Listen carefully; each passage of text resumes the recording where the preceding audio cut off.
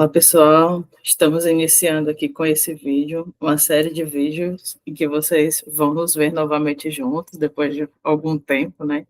Então, eu sou Thaline Chagas, psicóloga, logoterapeuta, uma das fundadoras aqui da Escola do Sentido, e estou com o Matheus Nunes, meu colega e fundador da Escola do Sentido também. Já vou passar a palavra para ele. Antes, só apresentando um pouco da nossa proposta, essa é uma série de vídeos em que a gente vai se basear no texto chamado A Desguruficação da Logoterapia. Esse texto está em alguns livros, dentre os quais que a gente vai tomar aqui como base o livro A Vontade de Sentido, e ele tem o contexto de ser uma palestra de Viktor Frankl, o discurso de abertura do primeiro Congresso Mundial de Logoterapia, ocorrido em San Diego, em 1980. Então, aqui nesse texto, nessa palestra, Viktor Frankl foi chamado, né, para dar essa palestra de abertura, como se fosse uma espécie de herança daquilo que ele deixaria como sendo a logoterapia, uma espécie de legado, né? Então, a gente estudou juntos, fez algumas pontuações sobre esse texto muito especial de Frankl, que nos toca muito, com muitos pontos importantes para a discussão, e vamos, ao longo dessa série de vídeos, trabalhar esses pontos e poder conversar um pouco sobre eles e compartilhar com vocês as nossas impressões, as nossas considerações e reflexões. Abrir aqui um pouquinho para você, Matheus, para trazer mais alguma consideração, e na sequência nós já vamos para o nosso ponto inicial que destacamos. Com esse título da desglorificação da logoterapia, Frankl, ele traz, inclusive, no contexto que a Thaline apresentou desse discurso, né, uma delimitação muito sóbria, assim, em relação a ele não querer ser um profeta, né, que vai ditar quais vão ser os rumos que a logoterapia vai ter.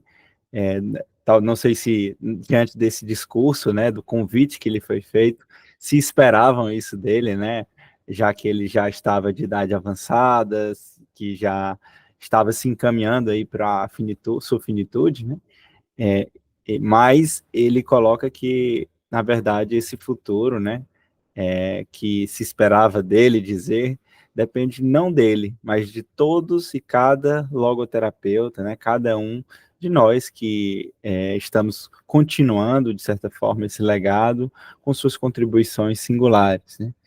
Então, Frankl, claro, vai trazer em seu discurso algumas afirmações e reflexões bem importantes para também ser uma espécie de norte para os logoterapeutas, né?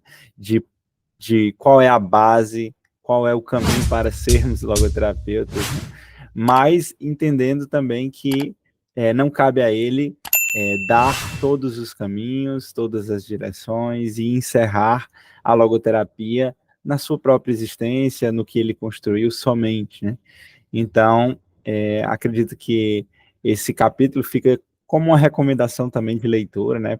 Porque ele fala muito mais do que teoria, muito mais do que a teoria da logoterapia, fala sobre o que é importante, né, de termos em mente enquanto logoterapeutas, chama a atenção para alguns pontos que influenciam diretamente na nossa prática, na nossa construção, no nosso caminho enquanto logoterapeutas, e vale também como um exercício para cada um de nós refletirmos, né, diante de tudo isso que ele traz, dessa riqueza que ele coloca em seu discurso, neste capítulo, como estamos, né, em nossa atuação, em nosso próprio percurso, né?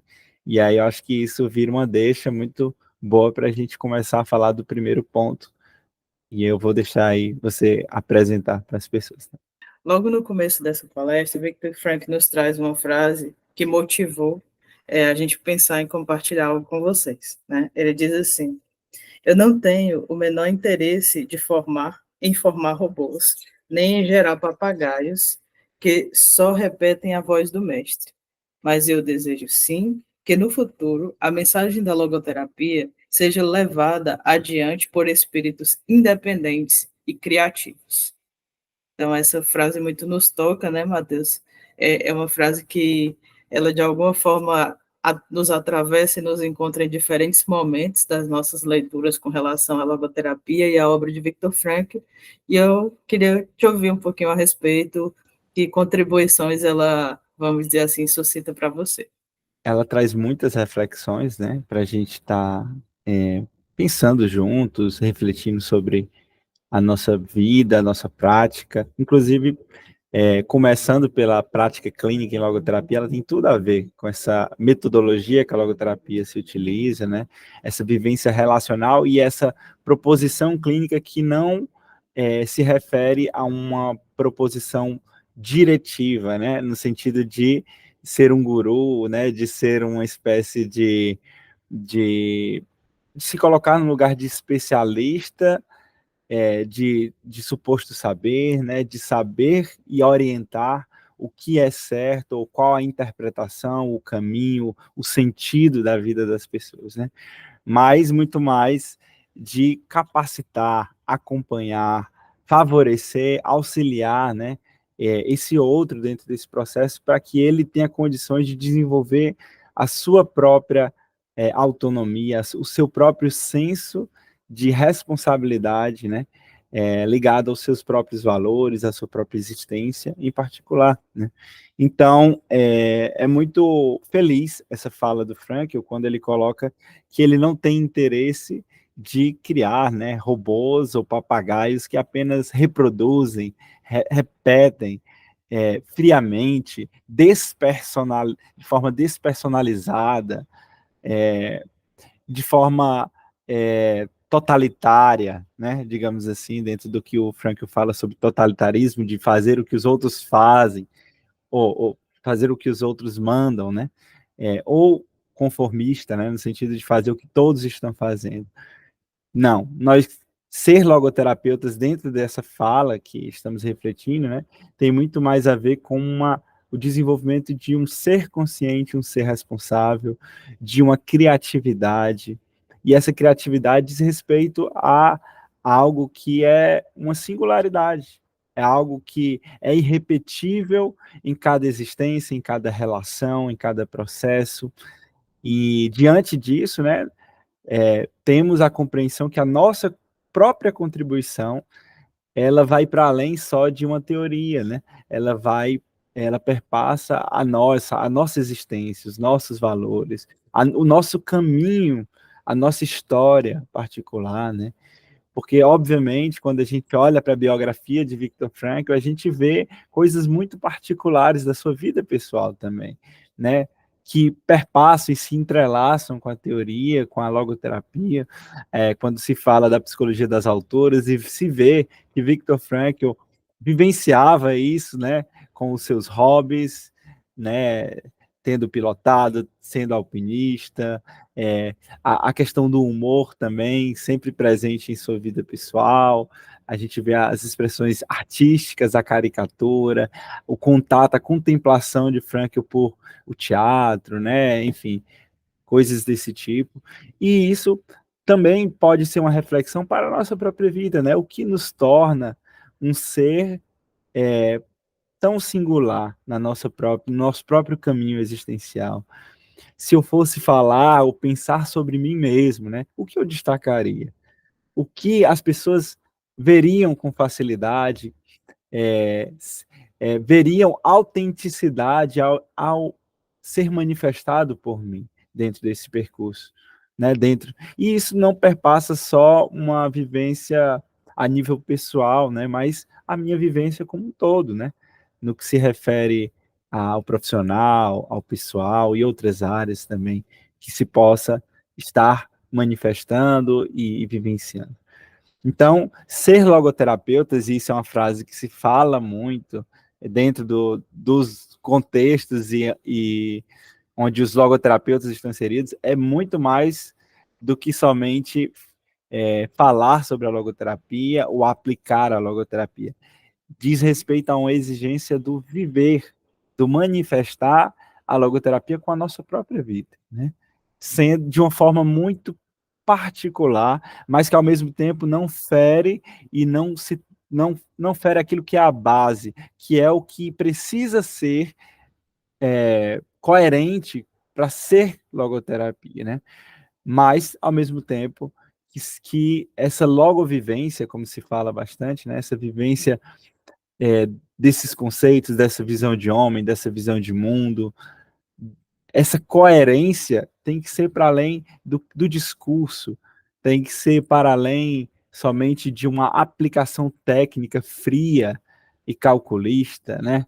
Ela precisa se abrir, né? Se abrir às relações, aos valores, e se abrir aos valores não diz respeito só a acolher o outro, mas a acolher nós mesmos, né? A nossa individualidade.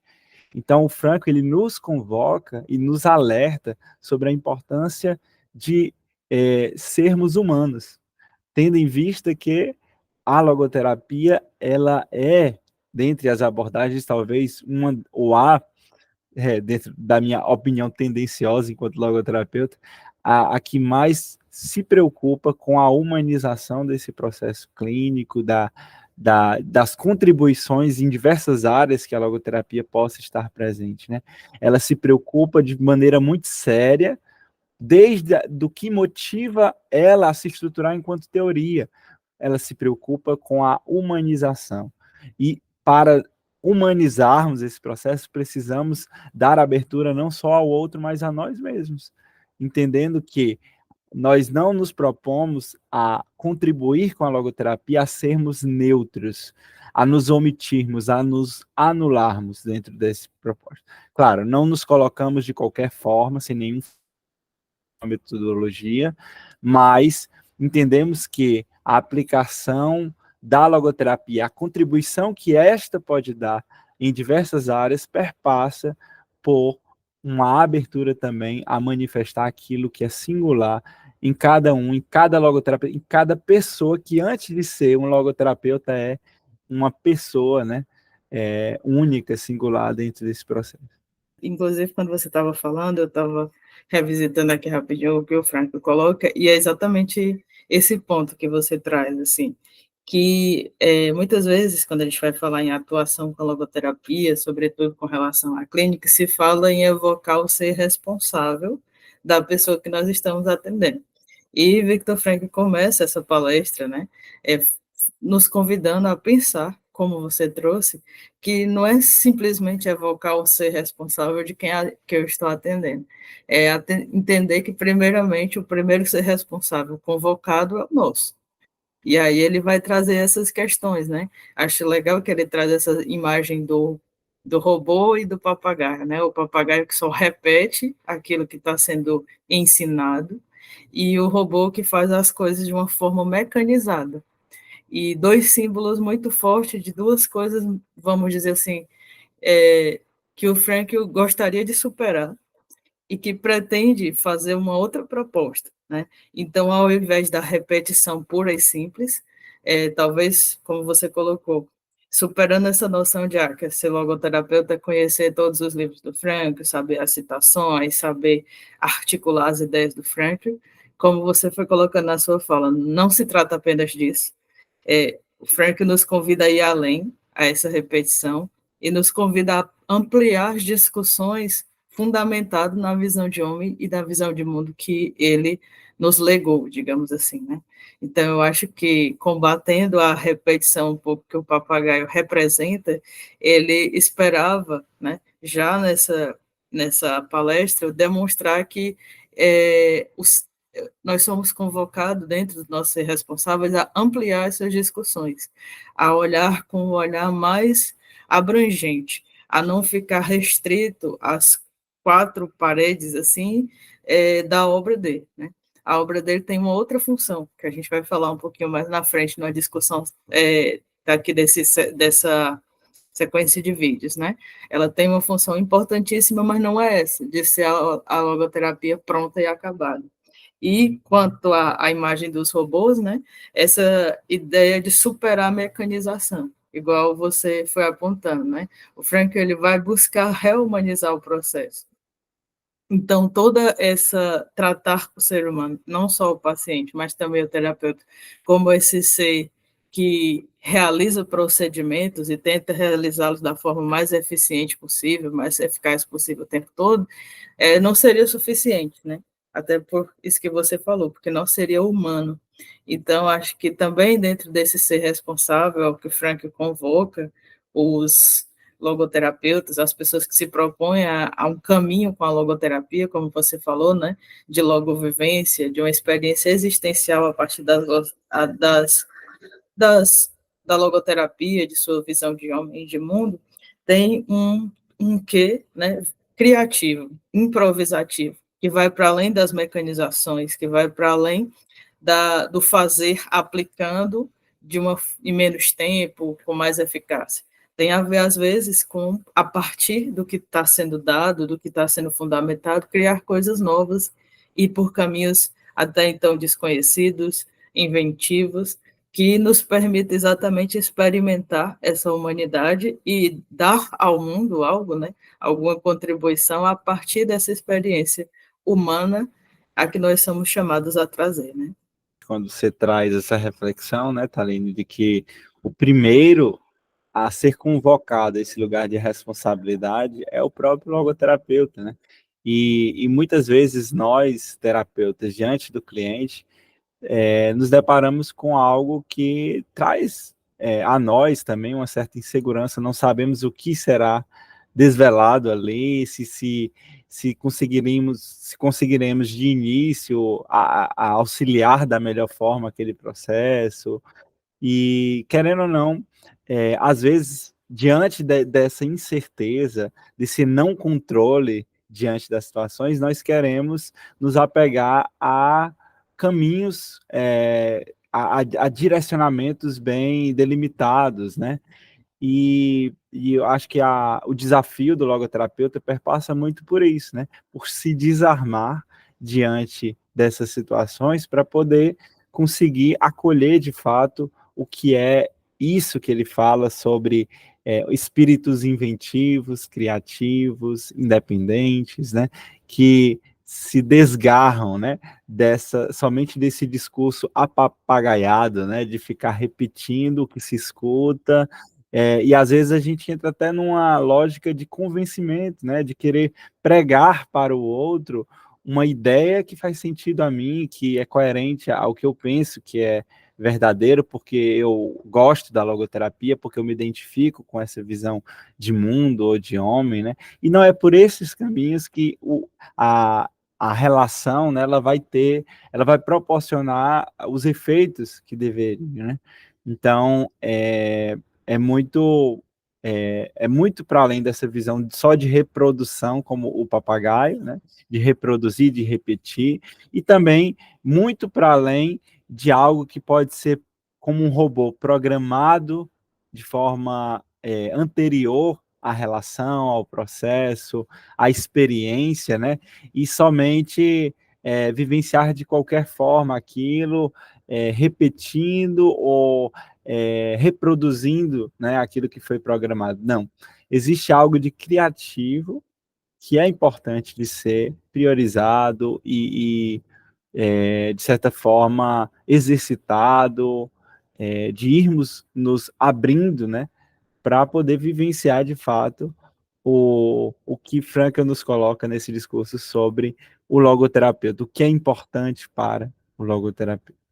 E assim, né, Matheus, a gente encerra esse Isso. primeiro vídeo, essa primeira discussão a respeito do texto que a gente comentou com vocês, né, a desglorificação da logoterapia. Nós vamos seguir com outros vídeos, trazendo outros pontos aqui desse texto que a gente considera muito importante, como tínhamos colocado no começo. Lembrando de pedir o seu like, pedir que você deixe nos comentários o que é que você está achando dessa proposta, dessa nossa sequência de vídeos.